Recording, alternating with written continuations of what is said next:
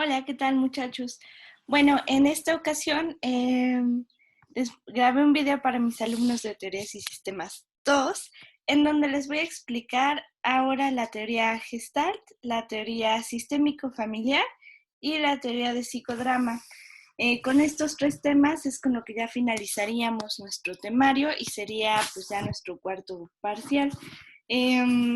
En el grupo les anotaré ya cuáles son las tareas específicas que tienen que hacer de cada uno de estos tres y cómo lo vamos a evaluar, ¿vale? Entonces, déjenme les comparto pantalla. Uh-huh. Ok, entonces ya estamos listos. Bien, entonces iniciemos con la teoría de sistemas, ¿vale? La teoría sistémico-familiar lo que plantea es que la familia puede ser evaluada como un sistema en general. Esto ya sea desde una macrodimensión a una microdimensión. ¿Cómo es esto? Que ellos piensan que finalmente todo se compone a partir de sistemas, ¿no? Está el sistema respiratorio, está el sistema gástrico, si ustedes lo quieren pensar así, está el sistema urinario, está el sistema endocrinólogo. Eh, y pues digamos, eso sería como a nivel corporal, ¿no? También podríamos pensar en sistemas celulares, podríamos pensar, así como el sistema orgánico en partes, también lo podríamos pensar en partes más grandes, que ya serían, por ejemplo, el sistema familiar, ¿no? Que ya nosotros pasamos a ser una célula de ese sistema. Podríamos pensar en el sistema educativo, podríamos pensar en el sistema de salud, podríamos pensar en el sistema político, podríamos pensar en el sistema solar, ¿no? Dicen que finalmente todo se puede reducir a pequeña escala o a gran escala. Y bajo este concepto es como se puede entender la dinámica de una familia y de esta manera hacer una terapia, ¿no? Entonces, ¿cuál es el concepto de sistema como tal? Ellos piensan que el sistema es un conjunto de elementos dinámicamente relacionados. Esto quiere decir que van a estar moviéndose, van a estar conviviendo entre ellos, van a tener ciertas interacciones, formando una actividad para alcanzar un objetivo, operando sobre datos, energía o materia para proveer información, energía o materia. Se considera como si fuera literal un intercambio, ¿no? Un intercambio de energía, un intercambio de emoción, un intercambio de información, un intercambio incluso hasta de materia, si lo quieren pensar en esta cuestión de la alimentación, también podría verse en ese sentido. Entonces, el sistema es un todo organizado y complejo, un conjunto o combinación de estas cosas o partes que forman un todo complejo o unitario. Es un conjunto de objetos unidos por alguna forma de interacción o interdependencia, ¿no? Entonces podremos pensarlo que en la familia este conjunto de interacción que los va a reunir es justamente la idea de que son una familia y que se van a relacionar de esta manera. Entonces, ahora sí como tal, teoría de los sistemas, ¿no? Ellos piensan que las propiedades de los sistemas no pueden ser descritos en términos de sus elementos separados, o sea, no podemos estar hablando de mamá, de hijo, de hermano, de padre, de abuelo, eh, porque cuando nosotros estudiamos a la familia, ¿no? Al sistema en general, tiene que presentarse un estudio global, ¿no? Tenemos que hablar de la familia como tal. Y dentro de ese sistema podríamos especificar el rol de la madre, podríamos describirlo, pero finalmente siempre bajo el contexto grande que es la familia. Acá lo vamos a pensar de esta manera, ¿no? Así como decíamos que se puede dividir en gran escala o en pequeña escala, siempre se considera que los sistemas existen dentro de otros sistemas. Eh, Aquí vamos a ver eh, que cuando estamos hablando de que los sistemas existen dentro de otros sistemas, esto quiere decir que, por ejemplo, la familia está dentro de un sistema católico, por ejemplo, o un sistema budista, o un sistema hindú, en cuanto a religión, ¿no? O un sistema ateo, también podría ser el caso. Están dentro de un sistema escolarizado, si los hijos asisten a la escuela, están dentro de un sistema político-económico, si viven en un país, ¿no? Y bueno, así como pueden existir dentro de otro sistema, también pensamos que como sistemas se pueden relacionar con otros sistemas.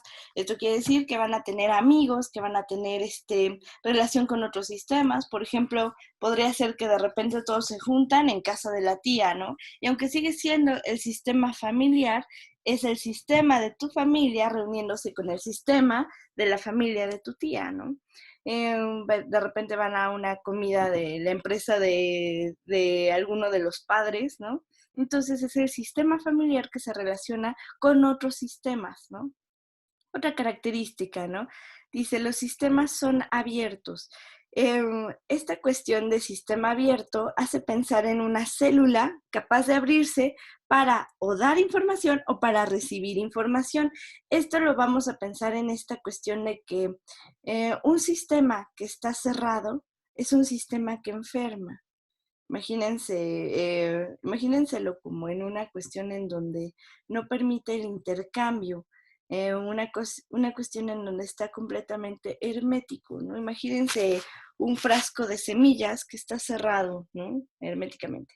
Estas semillas nunca van a poder desarrollarse, nunca van a poder crecer porque nunca van a recibir nutrición, nunca van a recibir agua. Se piensa que con los sistemas, incluso sistemas familiares, ocurre exactamente lo mismo, ¿no? Se necesita que el sistema sea lo suficientemente abierto como para poder nutrirse de otros sistemas. ¿Cómo es esto? Pues que permites a los hijos ir a la escuela, permites a los papás ir a trabajar, permites que los hijos tengan sus amigos, que los papás tengan sus amigos, que puedan interactuar en otros sistemas, pero que tenga la suficiente cohesión para que se vuelva a entender como un sistema completo y unido, ¿no? Los sistemas que son cerrados completamente se suelen pensar como sistemas patológicos. Por ejemplo, esta idea de que todos los días, ¿no? Se tiene una rutina específica en donde todos tienen que estar juntos como familia muégano y no hay ninguna otra posibilidad de cambio, se considera como familias patológicas, ¿no? A diferencia de lo que se pensaría de, wow, qué buena estructura y qué jerárquico y qué funcional parece ser tener un calendario tan estructurado en donde todo el tiempo tienen que estar juntos, se pensaría más bien lo contrario en esta teoría de los sistemas. Tiene que ser abierto para permitir a los hijos ir a fiestas con sus grupos iguales, ¿no? Se pensaría que se necesita que los papás tengan otro tipo de actividades separadas para después poder llegar y compartir información, ¿no? ¿Cuántas veces no ha pasado que de repente en la comida, en la familia se ponen a compartir su día, ¿no? Es como típica familia que se esperaría, de repente llegas y les dices a tus familiares, ¿no? Ay, adivinen que hoy en mi clase de teorías y sistemas entendí que somos un sistema, ¿no? Que somos un sistema amplio que necesita comunicación, ¿no? Ahorita que estamos en cuarentena, pues es lo que más se agradece, de repente tener una buena plática con tu gente que está alrededor, que tengas algo que decirles, algo que aportar porque si no, entonces se empieza a volver patológico, ¿no? Ahorita estamos en tiempos que para la teoría sistémico familiar, pues sería demasiado complejo, ¿no? Porque justamente lo que se está limitando eh, es sobre todo esta capacidad del sistema de estar abierto. Está curioso porque ahorita con Internet podríamos contrarrestar un poco esa parte, ¿no? Pues ahorita incluso están tomando su clase, este, las escuelas no pararon, hay trabajos que pueden seguir funcionando por internet, tú te puedes seguir comunicando con tus amistades a partir de redes sociales. Entonces, digamos, se espera que siempre el sistema logre permanecer un tanto abierto para que pueda nutrirse este sistema, ¿no? Como una célula que se cierra herméticamente, no permite la entrada de oxígeno, no permite la entrada de de, de grasas, no permite la entrada de nutrientes, no permite la entrada de agua. Entonces eso es lo que puede llegar a suceder que enferme a las células, ¿no? Entonces, vamos a ver que la función de un sistema depende de cómo esté estructurado. Entonces, vámonos a características de los sistemas. Su propósito u objetivo va a ser que todos tienen uno o algún propósito, ¿vale? Uno o algunos propósitos. Los elementos u objetos, como también las relaciones, definen a una distribución que trata siempre de alcanzar un objetivo. De lo que estamos hablando es que cada elemento del sistema va a cumplir un rol, un objetivo específico para que esta familia pueda seguir manteniéndose, ¿no? Alguna vez han escuchado hablar de los hijos síntomas, ¿no? Que esto es cuando de repente todo el malestar de la familia se centra en un miembro de la familia, normalmente suelen ser los hijos, o a veces se llega a topar con esta idea de que la familia está mal por alguna carencia de alguno de los familiares, ¿no? Por ejemplo, la mamá demandante, la abuelita demandante, el papá alcohólico, o unas ciertas característica que permite a todos los demás expresar el malestar que se vive en general de la familia a partir del miembro síntoma, ¿no? Esto suele pasar mucho con los hijos cuando tienen dificultades de aprendizaje, suelen cargarle mucho la mano a este tipo de personas, ¿no? Entonces se vuelve un propósito o un objetivo nuclear de la familia, pero patológico y pues, pobrecito fulano, ¿no? A veces se pelea mucho esta idea de la cuestión de roles de sexo, roles de género, respecto a qué elemento ocupa cada uno de los elementos de la familia. En esta cuestión de la mamá es la que cuida, la que lava, la que hace de comer, el papá es el que trae el sustento, ¿no? Hay familias que revierten mucho esa situación y en donde el papá es el amo de casa y la mamá es la que trabaja, ¿no? Porque son las mejores oportunidades que se le pueden dar a la familia. Digamos, hay veces que es equitativo, ¿no? Hay ciertas tareas que se logran repartir entre todos los miembros de la familia. Hay veces en donde incluso la situación se llega a revertir ahora en una cuestión de jerarquía inversa, en donde ahora es el hijo el que tiene que traer el sustento a la casa y mantener a los padres. Eso se pensaba mucho antes en la vejez, ¿no? Que eran los padres a los que ahora tenían que mantenerse, los adultos jóvenes, ¿no? Tenían que mantener a sus padres. En México se sigue utilizando mucho esta cultura. Si no me creen, pues habrá varios de ustedes que sigan teniendo a los abuelitos que viven ahí en la casa, ¿no? Habrá quienes viven en casa, incluso hasta de los mismos abuelitos, y entonces, digamos, son otras características de los sistemas que van a estar permeando en cuál es el objetivo, el propósito de cada miembro en la familia para que esta familia pueda seguir funcionando, ¿vale? Vamos a ver esta idea de globalismo o totalidad. Esto quiere decir que un cambio en una de las unidades del sistema, con mucha probabilidad va a producir un cambio en las otras. Este es un efecto total que se presenta con un ajuste o como un ajuste a todo el sistema. Hay relación de causa y efecto y de estos cambios y ajustes se derivan dos fenómenos, entropía y homeostasis, ¿vale? ¿Qué es lo que quiso decir todo esto? Esto lo que quiere decir es que cuando uno de los miembros de la familia empieza a cambiar, esto se va a notar de manera radical en todo el grupo, va a afectar a todo el sistema. Por ejemplo, uno empieza a ir a tratamiento, ¿no? Psicológico, uno empieza a ir a tratamiento, fitness, ¿no? Uno empieza a ir a un tratamiento del tipo que ustedes quieran, lo que va a generar es un cambio en la familia. Si fuera una familia, un sistema abierto, lo que permitiría sería que este elemento, ¿no? de la célula cambiara y contagiara a los demás para un cambio positivo.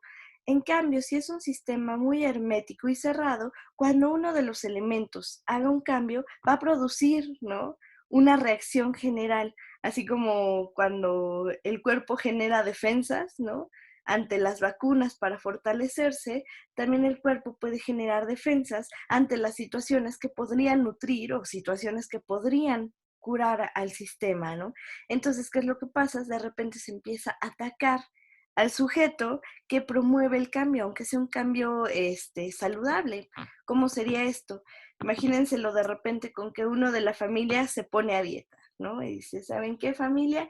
Ya me decidí, ya me convencí, voy a empezar una dieta. Entonces voy a empezar a comer sano y voy a empezar a comer este tipo de cosas. Si fuera un cambio que la familia, el sistema abierto puede tolerar, entonces de repente todo el mundo diría, ¿saben qué? Pues suena bien, ¿no? Yo me uno contigo a la dieta y yo también me uno y yo también me uno y toda la familia se pone a dieta, ¿no? De repente, si fuera un sistema cerrado en donde de repente uno dice, me voy a poner a dieta, sería cuando de repente los demás elementos de la familia no lo permitirían, ¿no? Entonces, ¿por qué? Hay otras teorías que explicarían, ¿no? Por ejemplo, la teoría de la envidia propuesta por Melanie Klein, ¿no? En donde no toleras que el otro haga algo bonito, haga algo bueno y se termina devaluando, se termina haciendo mierda, ¿no? El esfuerzo del otro. Pero digamos, pensado en ahorita características de los sistemas, lo que sería atacar al miembro, al elemento que está promoviendo este cambio, porque justamente no se tolera este cambio, porque va a generar una reacción en cadena en todo el sistema familiar, ¿vale? Cuando estamos hablando de esta cuestión de entropía y homeostasis, quiere decir esta capacidad, ¿no? Para generar caos, entropía, y para regresar a un estado de calma, a homeostasis, ¿no? Esto, son términos que se utilizan muchísimo en cuanto a calidad y reacción de las células, por ejemplo. Entonces, la sinergia.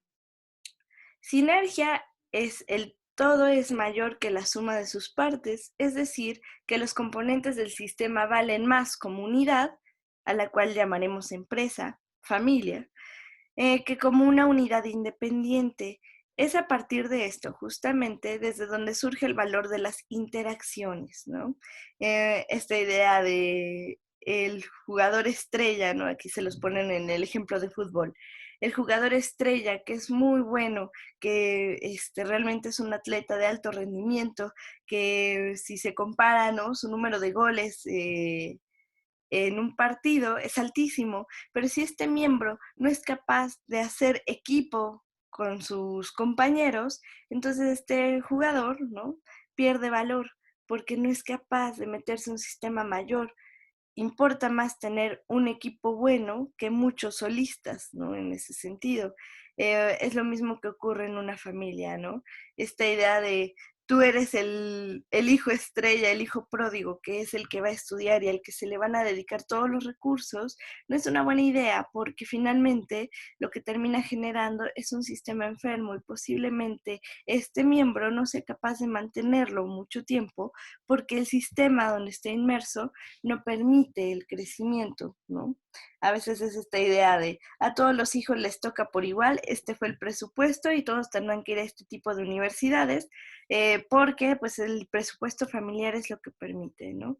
Eh, eso a veces es muy contrariado, a veces hay familias que tienen su idea respecto a dónde recursan a a dónde destinan los recursos de la familia, porque sienten estas ciertas apuestas, ¿no? Se me ocurre ahorita, por ejemplo, el ejemplo de Malcolm el de en medio, en esta idea de que a Reese, ¿no? No le están buscando universidad y a Malcolm sí, ¿no? Porque es el cerebro y es el que tiene la capacidad. Bajo esta teoría se pensaría que es una familia que ha destinado mal los recursos, ¿no? Mal la capacidad de generar y de esforzarse. Muy diferente a de repente los padres que dicen, ¿cómo le voy a exigir una educación eh, universitaria a mi hijo si ni siquiera yo la tengo, ¿no? Entonces se mete en la escuela para padres para sacar su título mucho después. Digamos, es una idea que se plantea, ¿no? Como esta idea de que todos en el sistema tienen que estar acorde, ¿no? Tienen que tener esta capacidad de esforzarse por pertenecer a este grupo, ¿cómo decirlo? De favorecer, ¿no? Y traer recursos nuevos a la familia en el mismo grado que todos los demás, ¿no? Entonces acá está esta idea, ¿no? Se dice que un objeto posee sinergia con el examen de una o alguna de sus partes, incluso a cada una de sus partes, en forma aislada, no puede explicar o predecir la conducta del todo, ¿no? Esta idea de que no porque uno vaya a la universidad quiere decir que viene de una familia exitosa, ¿no? No porque de repente uno tenga trabajo, quiere decir que la familia está bien, ¿no? Claro que va a influir que ahorita en esta época de tanto padecer, los padres sigan conservando sus empleos, pero finalmente eso no es lo que define, ¿no?, el funcionamiento de toda la familia, porque incluso se podría perder el trabajo y aún así tener una estabilidad familiar para permitir este avance, ¿no?, para permitir que el sistema familiar no se desmorone. Entonces, es importante pensarlo en magnitud. Entonces, vamos a ver esta característica de la entropía, ¿no?, que tanto hablábamos junto con la homeostasis, ¿no? Es la tendencia de los sistemas a desgastarse, a desintegrarse, y la entropía aumenta con el correr del tiempo. Si aumenta la información, disminuye la entropía, pues la información es la base de la configuración y el orden, ¿no? Entonces, entropía es otra forma de referirnos al caos. Entonces, la homeostasis es el equilibrio dinámico entre las partes de los sistemas, ¿vale? Los sistemas tienen una tendencia a adaptarse con el fin de alcanzar un equilibrio interno frente a los cambios externos del entorno, ¿vale? Entonces, tenemos esta idea, ¿no?, de los tipos de sistemas por construcción y por naturaleza. Por construcción vamos a pensar en estos sistemas físicos o concretos y en la construcción abstracta, ¿no? Por ejemplo, la construcción física o concreta sería esta unión tal cual, ¿no?, que nosotros podemos registrar en actas de nacimiento de cuál es el árbol genealógico de la familia. Podríamos detectar específicamente la casa y el cuarto donde habita cada uno de los miembros de la familia. Y la cuestión abstracta tiene que ver más bien con la interacción que se hace sin poderse medir, sin poderse palpar, ¿no? Por ejemplo, cómo te llevas con tu mamá, cómo te llevas con tu papá, cómo te llevas con tu hermano, con quién te llevas más en la familia, en este sistema, ¿no? Entonces, digamos, es una construcción que se va armando de manera diferente a lo que dice un acta de nacimiento. Es una cosa que tiene que ver con una cuestión emocional de cómo se genera el vínculo, ¿no? Por ejemplo, en la escuela podríamos pensar que todos los alumnos están en el mismo nivel jerárquico, pero tus amigos, ¿no? Eso es una cuestión abstracta, se van a medir, como dicen, se mide con otra vara, ¿no?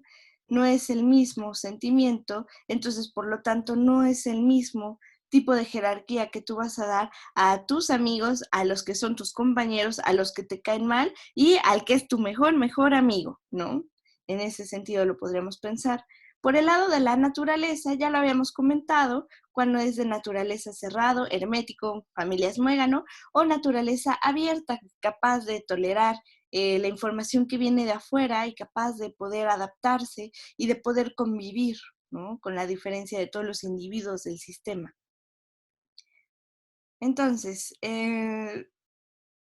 ya habíamos hablado un poco de esto, del sistema físico concreto, estamos hablando de cosas reales, de objetos, de maquinaria, de casa, ¿no?, de actas de nacimiento. Los sistemas abstractos tienen que ver con planes, hipótesis, solamente existen en el pensamiento de las personas, la cuestión emocional, ¿no? Sistemas cerrados no presentan intercambio con el medio ambiente que los rodea, son herméticos a cualquier influencia ambiental. Sistemas abiertos permiten el intercambio, permiten la entrada y salida de información, intercambian energía y son adaptativos para sobrevivir, ¿vale? Entonces, estamos pensando entonces ahora en esta idea de entradas y salidas, ¿vale? Concepto de sistema abierto se puede aplicar en diversos niveles de enfoque, a nivel del individuo, del grupo, de la organización e incluso mayores a sociedad. Entonces, digamos, está la capacidad del ambiente que va a filtrar información cuando la información entra, ¿no?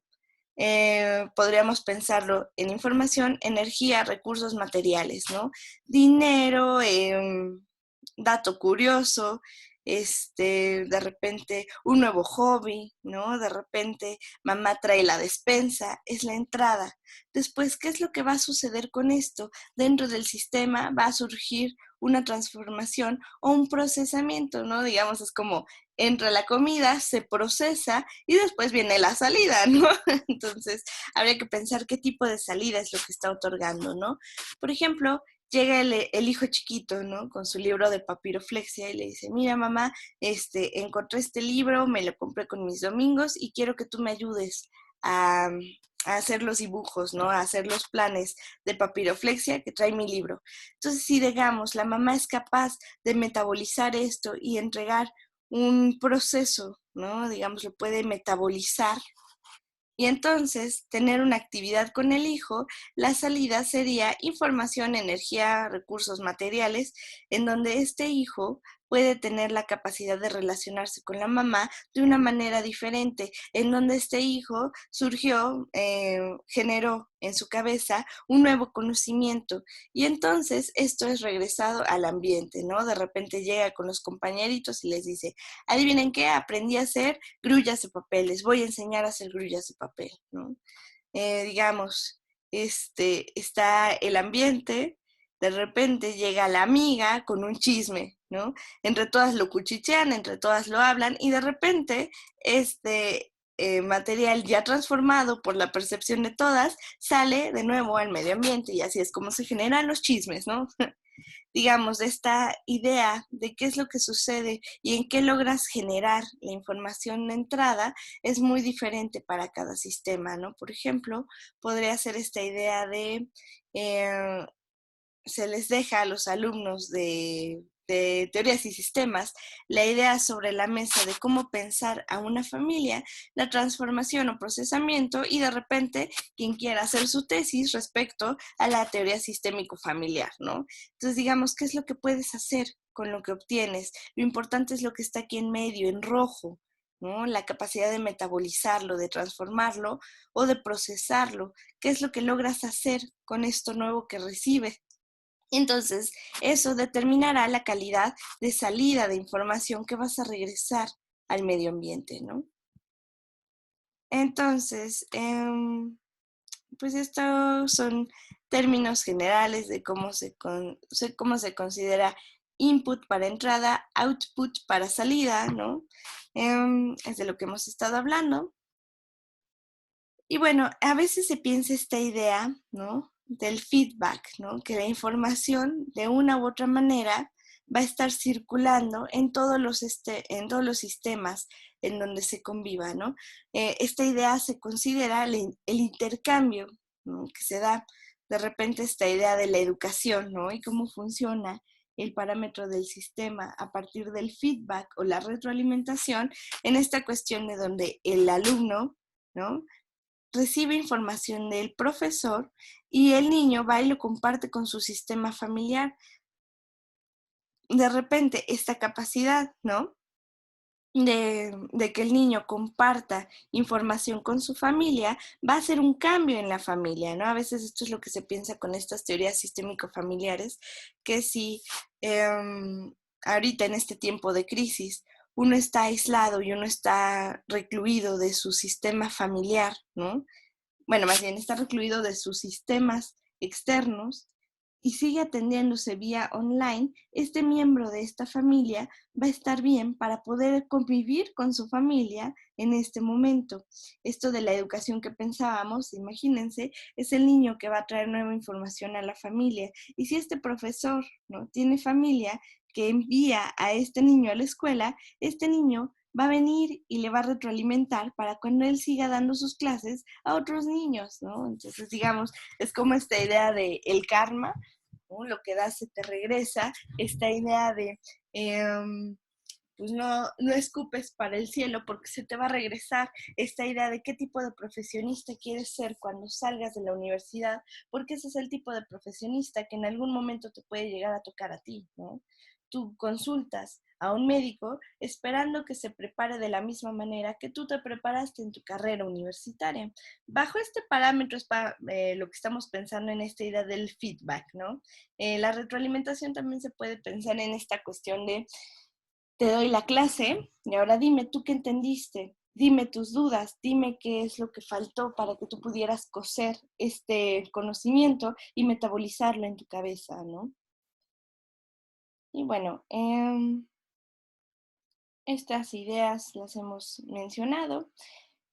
Con esto terminaríamos nuestra clase de teorías y sistemas en cuanto a la teoría sistémico-familiar.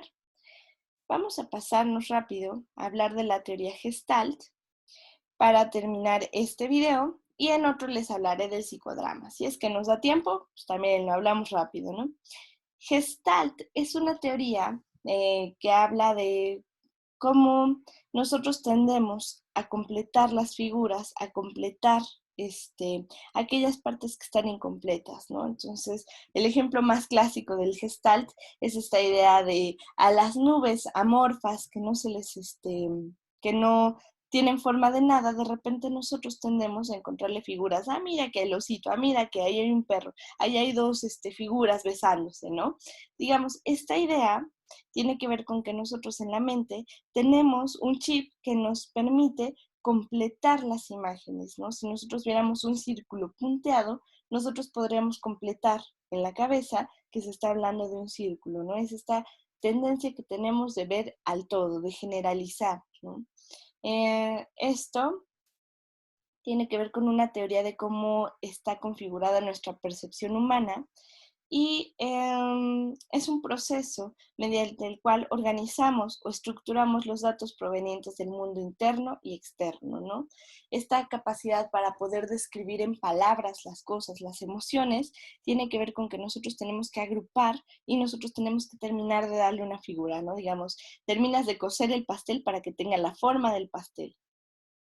Esto que digo de percibimos totalidades organizadas y no datos aislados, ¿no? De esto deriva de repente la dificultad que a veces tenemos para poder entender de manera cohesionada las cosas. ¿Cómo es esto?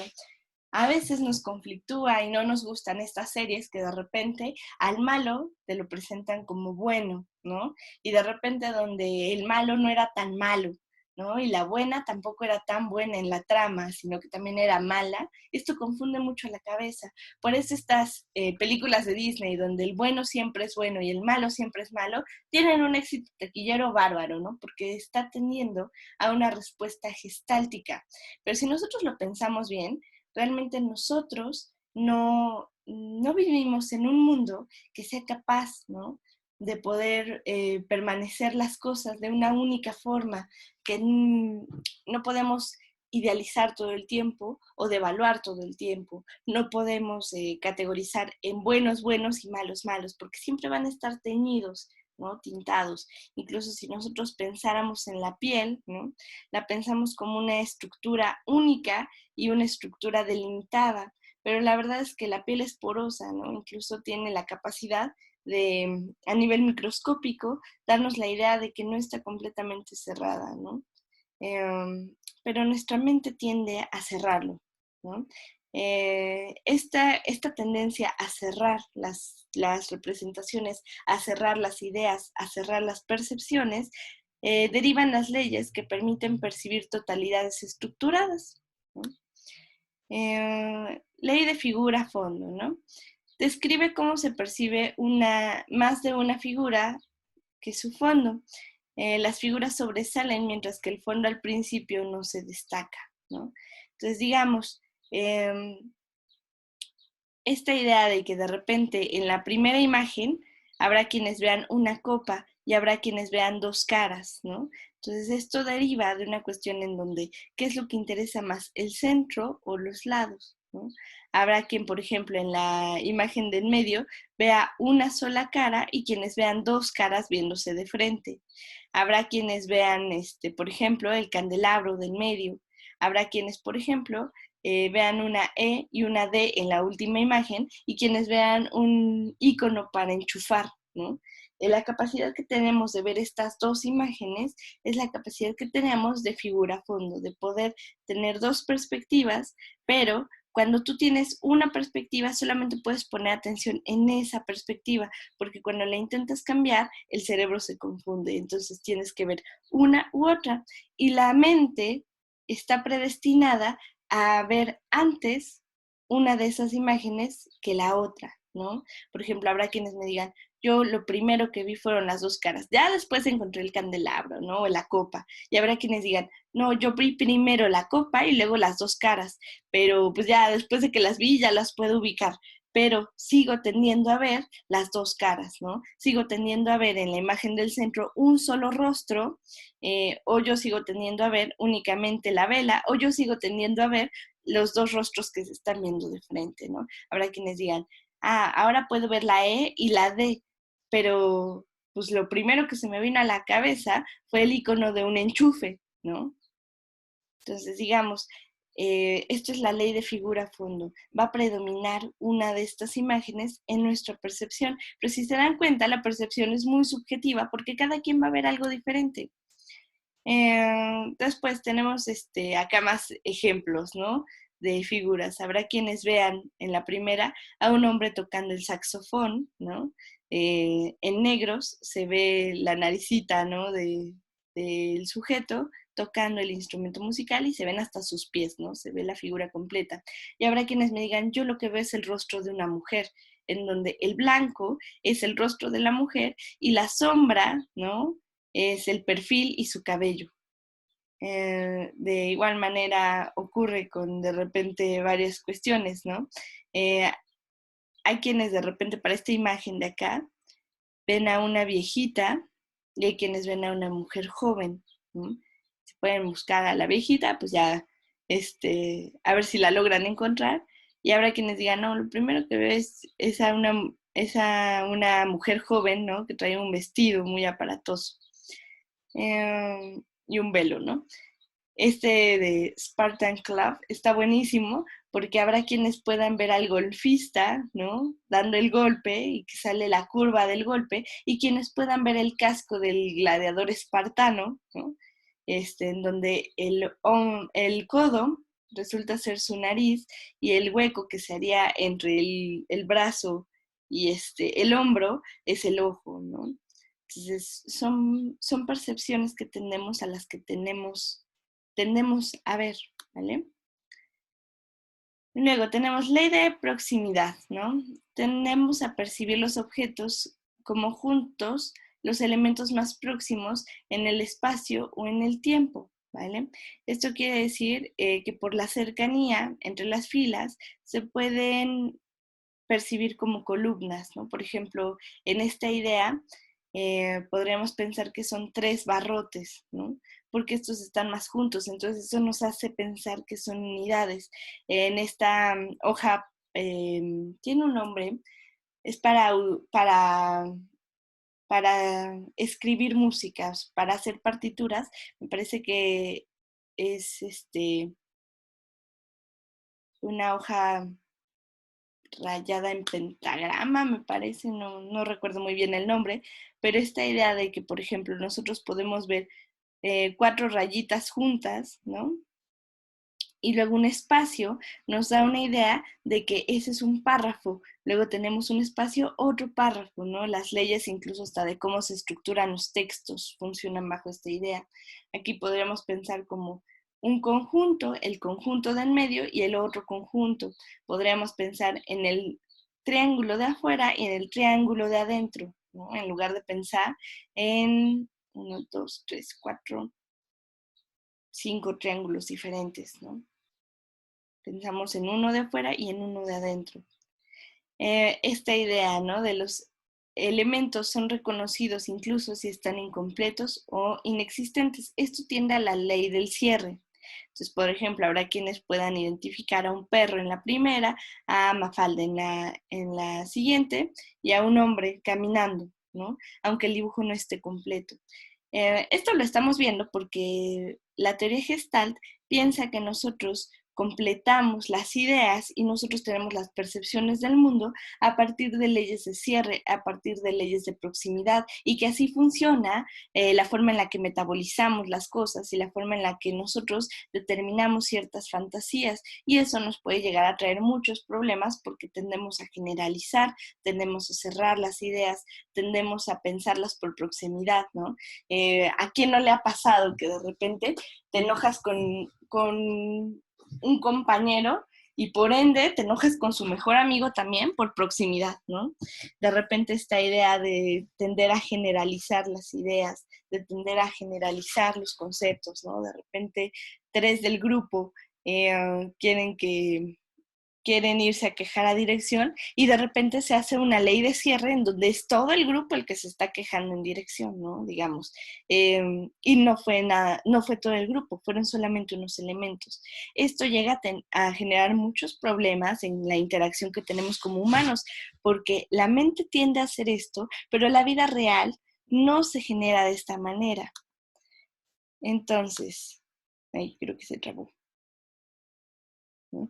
Pues entonces aquí igual lo mismo, ¿no? Esta idea de se considera un patrón en las dos hileras de arriba, un patrón diferente y se repite el mismo patrón, ¿no? Se pensaría de esta manera, que son 2 y 1, en lugar de pensar que son 5 hileras diferentes. Ley de la continuidad, ¿no? La ley de la continuidad o de la contiguación quiere decir que nuestros ojos siguen fácilmente elementos que se disponen a lo largo de una línea continua y los percibimos como una unidad, ¿no? Entonces, por ejemplo, esta idea de nosotros poder complementar o completar en la mente la idea del cubo que se está formando en medio de los puntitos, se da por esta capacidad de percepción, ¿vale? Esta capacidad de, no sé si han visto que hay museos en donde si tú te paras en cierto ángulo se completa una imagen, ¿no? Que esto se puede hacer es gracias a esta ley de la continuidad, que nosotros podemos darle continuidad a la idea. Esto funciona también, por ejemplo, en las pláticas que luego se tienen con las personas, cuando de repente se está hablando de un tema, llega alguien, interrumpe la plática y después se puede continuar con la misma plática, ¿no? Esto es ley de la continuidad. Esto quiere decir que nosotros podemos tener varios elementos y poderlos ubicar en diferentes contextos y no revolvernos. Ley de la simplicidad, ¿no? Los elementos que se perciben de la misma manera se perciben de la manera más simple posible, ¿no? Nosotros acá, lo más sencillo sería pensar en un rombo, pero nosotros también podremos pensar en dos letras K en contraespejo, podríamos pensar en una serie de líneas, ¿no? Diferentes y en triángulos, pero nuestra forma más sencilla de adaptarlo a nuestra percepción es verlo como un rombo, ¿no? Entonces, digamos, esa es la diferencia entre la capacidad que nosotros tenemos para hacer complejas las cosas y la tendencia que tenemos a reducirlo a su parte más sencilla, ¿no? Pues esto es muy común, que nosotros queremos entender las cosas de una manera sencilla, ¿no? Si no, no existirían estos libros for dummies, ¿no? Para principiantes, no existirían los resúmenes, no existirían estas clases express en YouTube, ¿no? Lo que nosotros tendemos a hacer es que entendemos a partir de la ley de la simplicidad, cuando nosotros también tenemos la capacidad para poderlo entender de la manera más compleja, ¿no? Ley de movimiento común o destino común. Las cosas que se mueven en un mismo sentido parecen estar agrupadas, ¿no? Entonces, digamos, esta idea de si nosotros agrupamos los iconos de esta manera, pensamos que están señalando una flecha. Si los agrupamos de la manera en donde está debajo de la flecha, pensamos en un peso, en una caída, estamos pensando que se dirigen a algún lado, ¿no? Esta idea de cómo se van agrupando las cosas es ley de movimiento común o de destino común. Esta idea de solamente poder pensar en un sentido las cosas y no pensar en otras posibilidades, es algo a lo que tendemos a hacer, pero eso no es benéfico para nosotros porque pues esto nos limita la visión, ¿no? Esta idea de solamente lo dijo para lastimarme y uno puede decir, no, era una crítica constructiva que también te puede ayudar a mejorar un área de oportunidad, ¿no? A veces eso es lo difícil de notar porque nuestra percepción se mueve a partir de la ley de movimiento común. Tenemos la ley de la experiencia, ¿no? Es una imagen que se interpreta subjetivamente según la experiencia visual del receptor, ¿no? Eh, esta idea de, podemos entender que el conjunto es una imagen de algún lugar de la naturaleza, pues relacionamos la forma de la hoja con el conjunto de líneas y con ese concepto, ¿no? Esta idea, ¿no?, de la ley de la experiencia quiere decir que a partir de experiencias previas nosotros vamos a tender a generalizar todo lo demás, ¿no? Eh, esta idea de que, por ejemplo, tenemos una serie de garabatos y de repente ubicamos una figura conocida que sería la ley de la experiencia, la figura de cómo se dibuja una hoja nos hace pensar en arbustos y en unas ramas, ¿no? Cuando podría ser cualquier otra cosa, pero como pudimos ubicar un elemento común, ya la hicimos. En esta frase, ¿no? Los congelados están en el frigorífico, ¿no?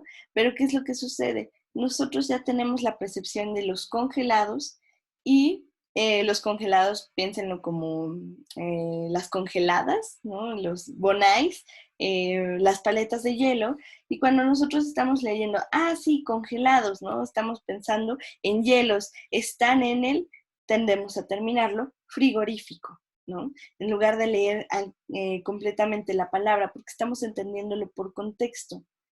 Esta idea de las mamás que te dicen, pásame esa cosa, ¿no?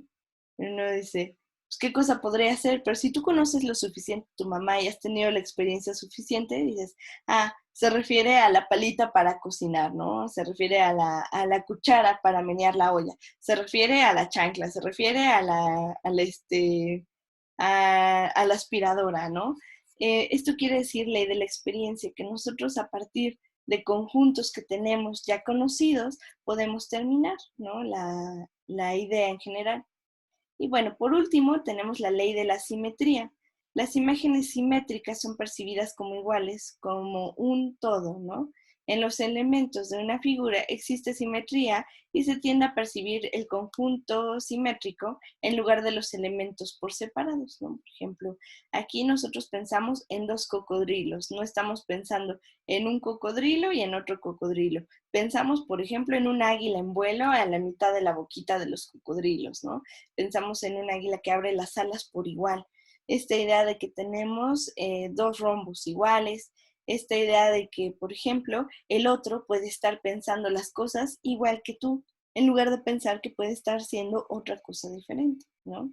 Esta es la ley de la simetría.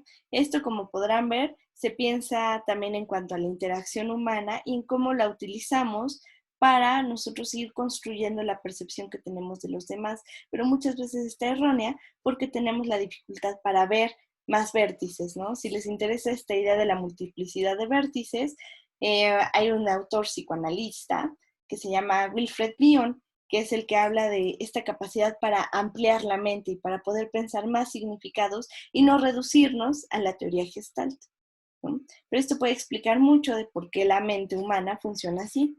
Y creo que sí nos da tiempo perfecto para terminar nuestra clase de eh, psicología dinámica, ¿vale?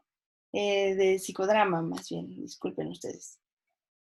El psicodrama es una teoría muy sencilla que lo que utiliza son conceptos básicos del teatro para hacer una teoría respecto a cómo funciona un tratamiento psicológico basado en estos principios de la teoría del teatro, ¿no? Entonces, ¿cuál es la descripción? Es una forma de psicoterapia, la dio Jacob Levi Moreno.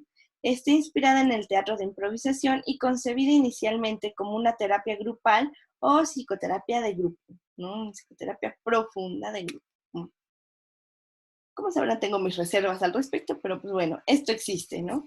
Los participantes son todo tipo de personas que sufran de algún trastorno mental y además puede ser empleado en programas de modificación de conducta, tanto individual como grupal, ¿vale?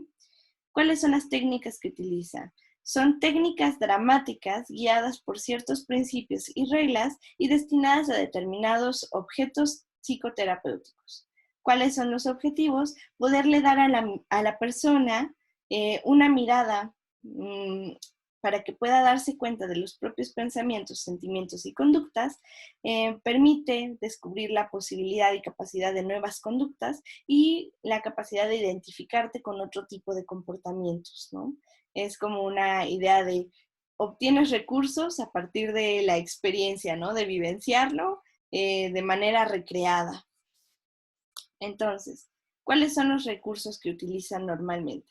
La inversión de roles, el soliloquio, el doblaje y la proyección de futuro. Esta idea de estos recursos se piensa que la inversión de roles lo que permite es generar empatía para que tú puedas ver, ¿no? El papel que está cubriendo otro. A veces se hace mucho esta idea del psicodrama en terapia familiar, en donde hoy tú vas a actuar como el papá, hoy tú vas a actuar como la mamá en este set, ¿no?